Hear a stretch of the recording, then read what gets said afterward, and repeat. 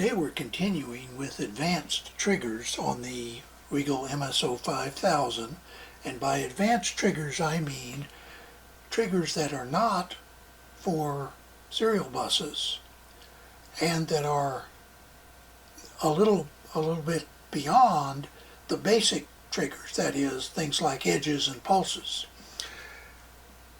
What you see on the screen is what is called an nth edge trigger. And we'll come back to this a little later and I'll show you how to set it up and everything. But notice that what we are doing is we are triggering on the third pulse. Now we could trigger on the fourth pulse or the fifth or the first or the 50th. The idea is that the scope counts edges for us. So we don't have to do that. And we can set a trigger to trigger on some count of pulses, of edges I should say, in a waveform. This can be very useful in a number of applications, and we will see it again. This can even be used in serial bus applications where you're trying to look for a particular sequence that is in the middle. As we'll see when we talk about serial bus triggers, they generally always try to trigger on the beginning of a serial bus sequence. If you want to look inside, that is at pulses some distance from the first edge, you may have to use an nth edge trigger to do that. So today this is one of the triggers we're going to talk about. So far we've talked about this first block of 4, which I am calling basic triggers. Then this second block of 4, which I am calling advanced triggers part 1, and that's the previous video. And today we're going to talk about the next 4, that is window, delay, setup and hold, and nth edge. And I call these advanced triggers as well. So basically advanced triggers are everything from pattern to nth edge. Now I wanted to mention, for those that may be worried that we're not going to come back to pattern and duration, we will. But since those are most useful in connection with the digital channels, though they're not exclusively used on digital channels, we're going to look at those in more depth when we have talked about the digital channels on the MSO5000. Today we're going to talk about the window trigger, the delay trigger, the setup and hold trigger, and the nth edge trigger. You've just seen this one, the nth edge. So let's go back and look at the window trigger. There's a lot of confusion, I find, about window triggers, and I understand I was pretty confused about it the first time I saw the window trigger, what it could be useful for, and so on. This is a page from a Tektronix application note. The application note is called Triggering Fundamentals and can be downloaded from the Tektronix website as well as other locations. Why am I using a Tektronix app note for a Rigol oscilloscope? Well, because in my opinion this explains the uses of a window trigger better than the other oscilloscope descriptions. There is a description, there is a video on YouTube by Rigol that shows a window trigger.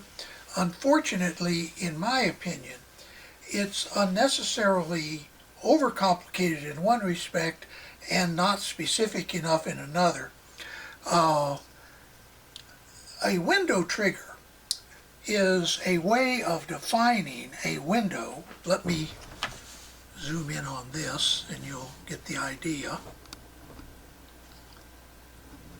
If it'll focus.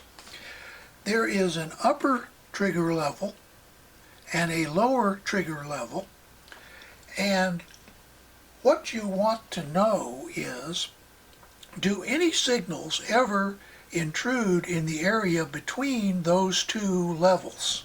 In other words, is there a signal that comes up from the bottom and enters that window, or a signal that comes down from the top and enters that window.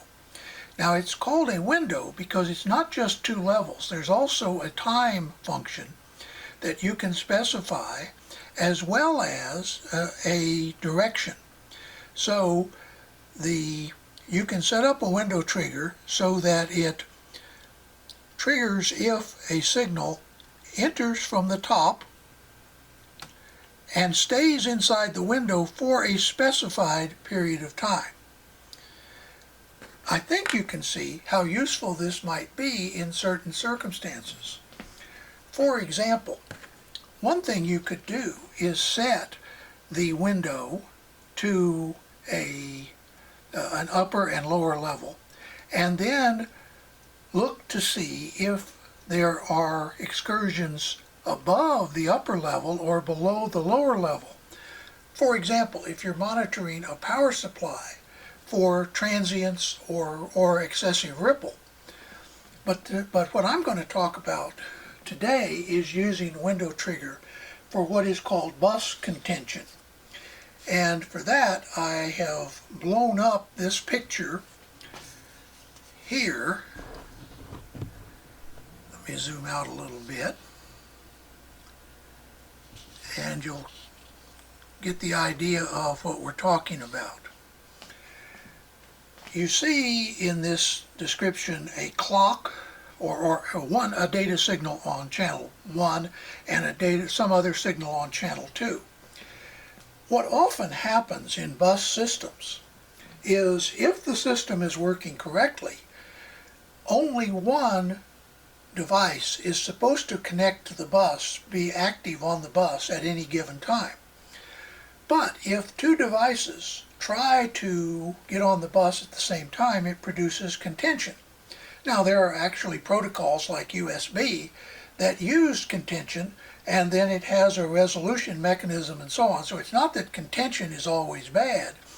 It's just that if you do not expect contention, you might need some way of triggering on the places where two devices are contending for the same bus. Now, finding this signal is easy. That's just a pulse. Even finding this signal is not that hard. You can use a negative runt. Similarly over here, you can find that signal with a positive runt.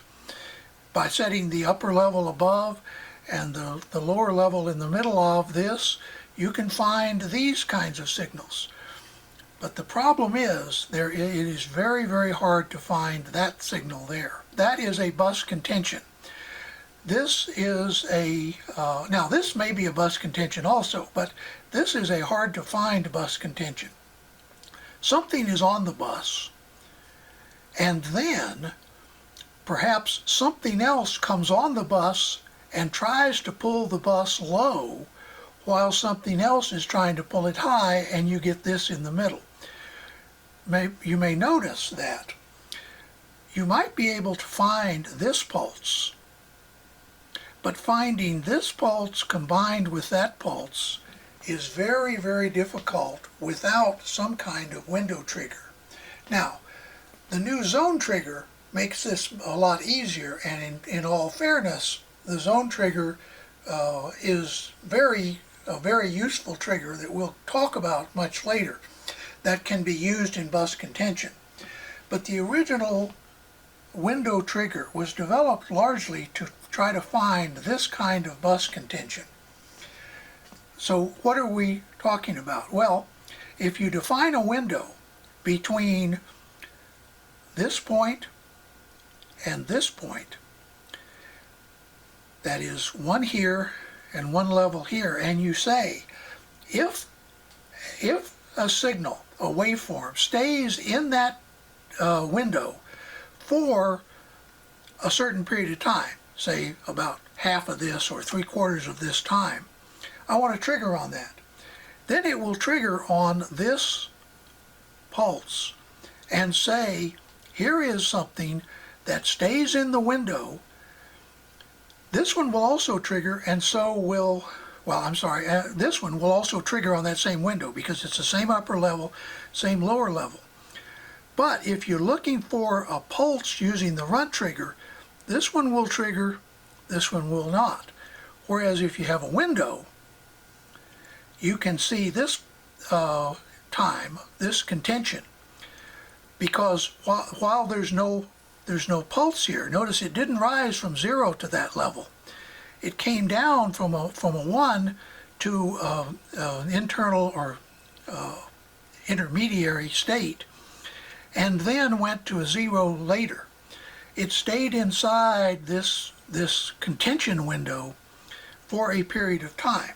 And that's what a window trigger, at least what I have used window triggers for in the past, is bus contention. Now, Picoscope advocates the use of window triggers for testing power supply, ripple, and noise, and that's perfectly acceptable as well. I've never used it for that purpose, but that might be another reason that you might want to learn how to use window triggers. But withhold your judgment on these until you've seen the zone trigger, because the zone trigger adds capability that lets you do the same thing in a slightly different way. Next, let's talk about a delay trigger.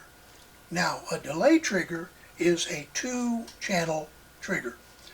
There is a channel A and a channel B, or a channel 1 and channel 2, however you want to describe them.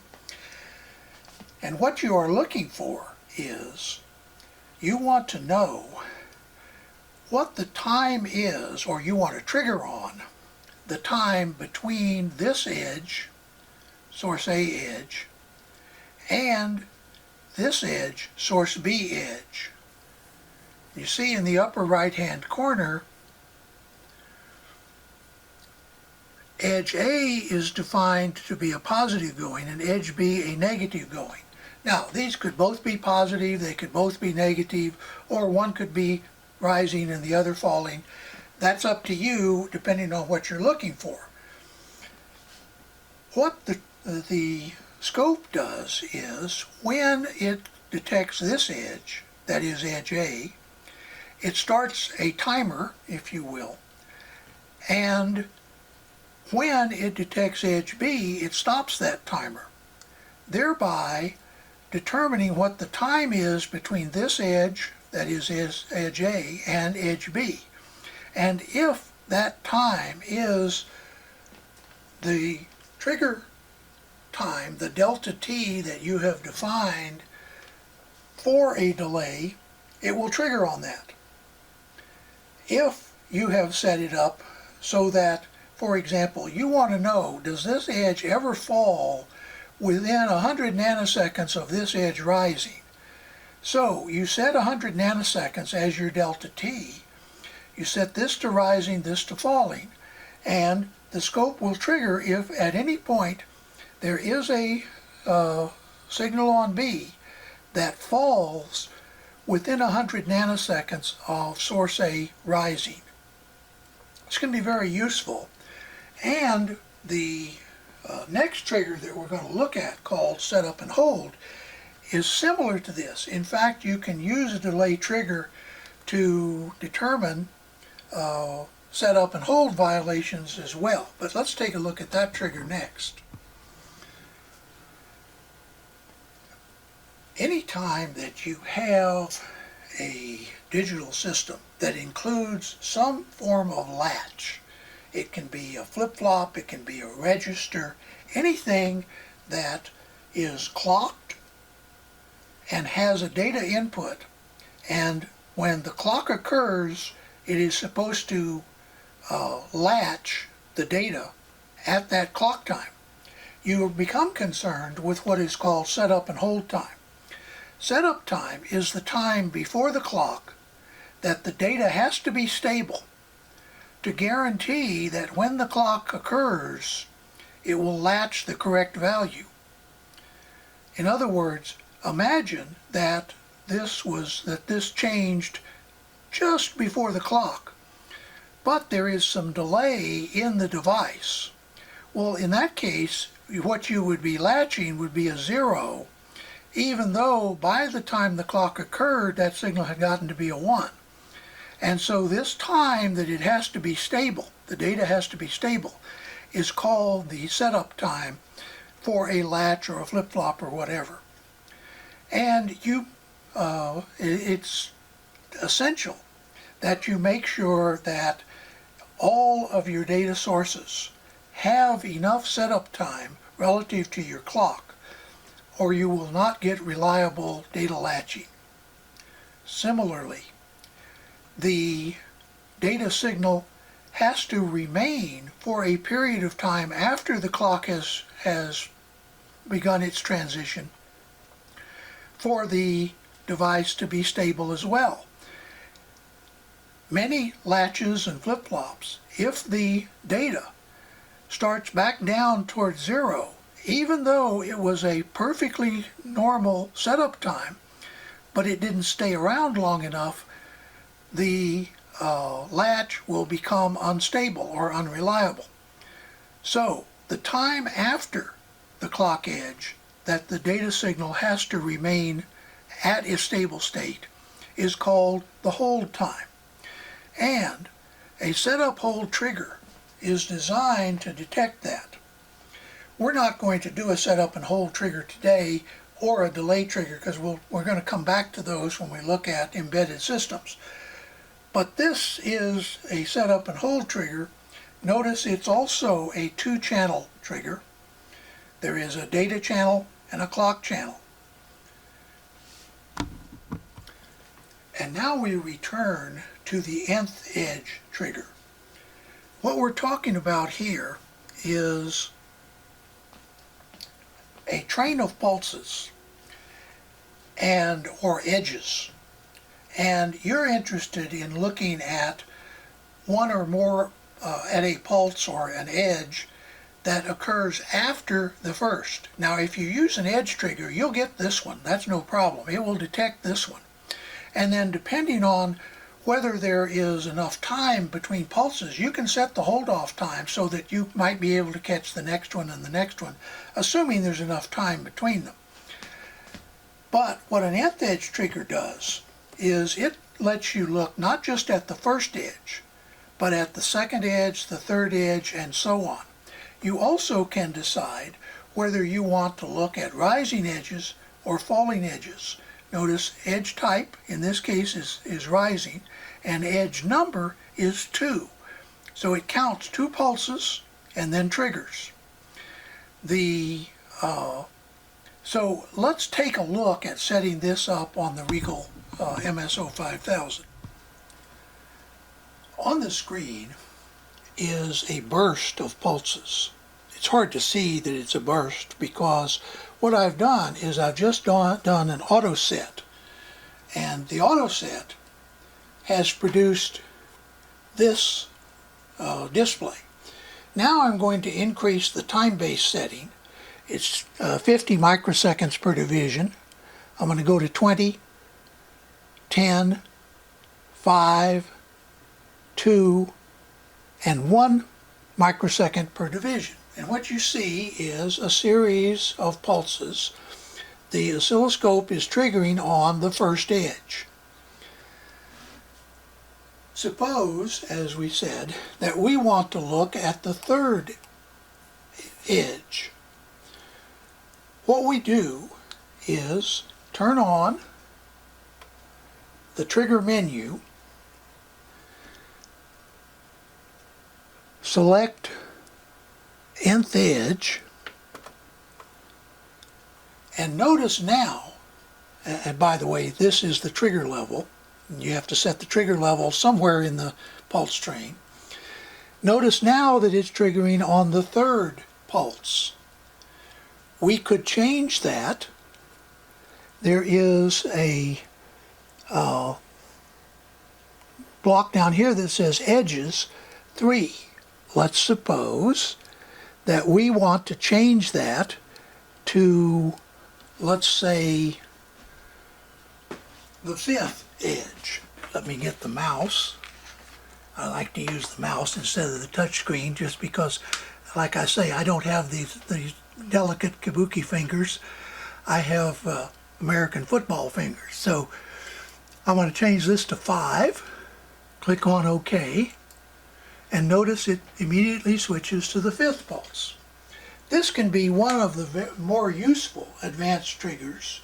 You'll find once you get used to using it that you'll use it again and again and again, because it lets you look at all kinds of signals, particularly bus or digital bus signals where timing or count is critical. You need to look, for example, at a particular area. So suppose that right after the 5th edge, something is going wrong with your system. Well, you can zoom in on that 5th edge and both look at it and any other signals that you want to connect to other channels, including the digital channels, to see if you can figure out what is it that is happening after that 5th edge that is causing a problem for the system. And of course the 5th edge could be the 3rd edge or the 50th edge, depending on what you want to look at. So this is an nth edge trigger, and at this point we have completed the initial overview of advanced triggers on the MSO5000. As I said, we'll come back to many, if not all, of these triggers at some point in the future. But in those cases, we won't be looking at what they do or how to set them up. We'll be looking at how are they useful in debugging an embedded system. So I hope you'll stay tuned for those videos. In the meantime, once again, stay safe. Have a nice day.